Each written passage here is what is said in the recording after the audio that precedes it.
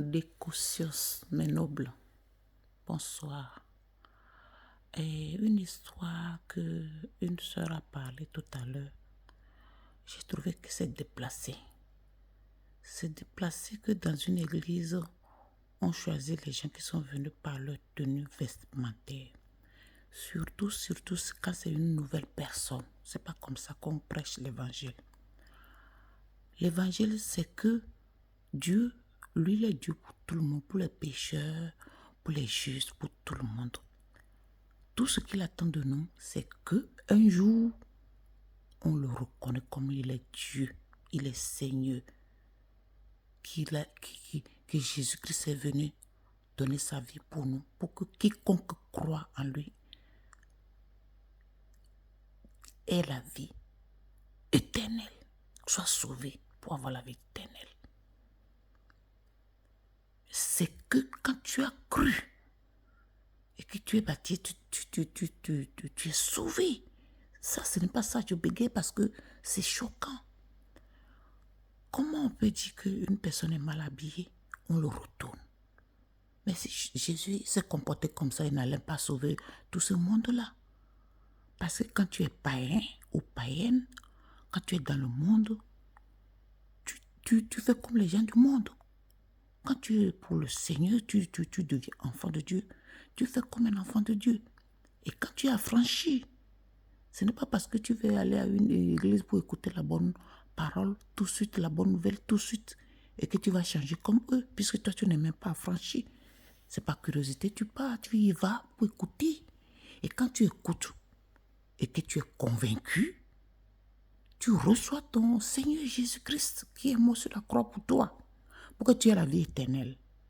Après cela, c'est toi-même qui vas commencer à changer tes comportements tout seul, parce que quand l'Esprit Saint est en toi, tu ne peux plus supporter les péchés, les choses qui n'honorent pas ton Dieu, les choses qui n'honorent pas le Créateur, et à travers son Fils unique qui a donné sa vie pour nous.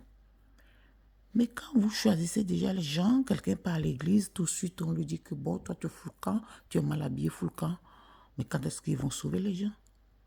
C'est comme ça qu'il va aller jusqu'à lui, il va regarder les autres, et lui-même déjà, quand il va commencer à être affranchi, il va enlever les choses l'un après l'autre. Déjà, ce n'est pas l'habillement qui sauve. Loin de là.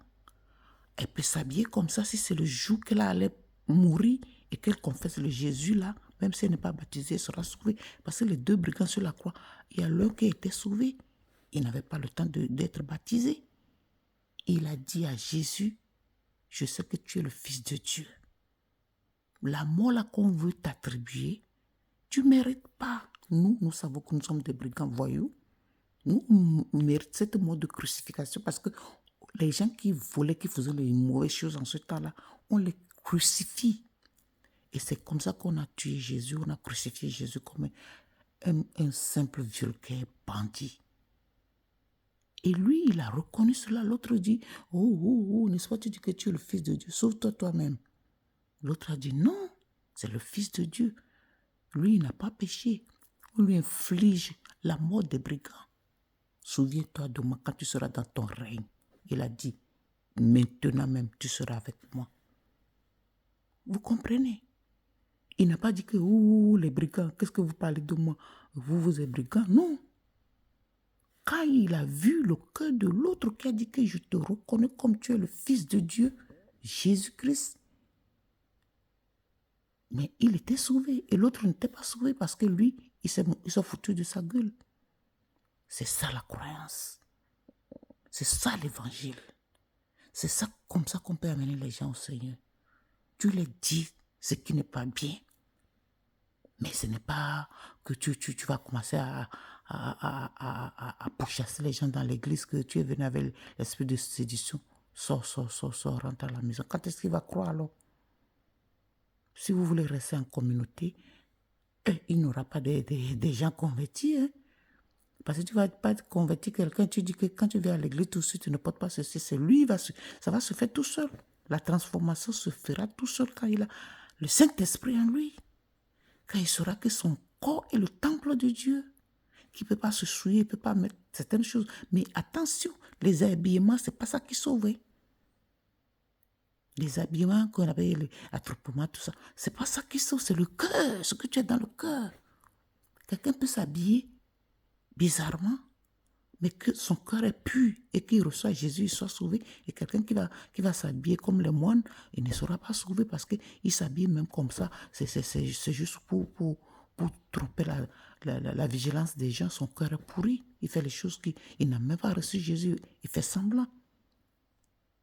Comment on peut juger quelqu'un parce que juste on voit qu'il est habillé? Non, tu peux savoir que c'est parce qu'il est incommodé, même si elle a dit qu'elle partait à l'église, que dans leur église où ils s'habillaient comme ça, que eux ils ont trouvé que c'est pas ça. C'est pas le coutumier, c'est pas la routine de leur église qui sauvait. Non, non, non, non, non, non. C'est ta croyance, ton cœur, c'est ça qui va te sauver. Des bocios.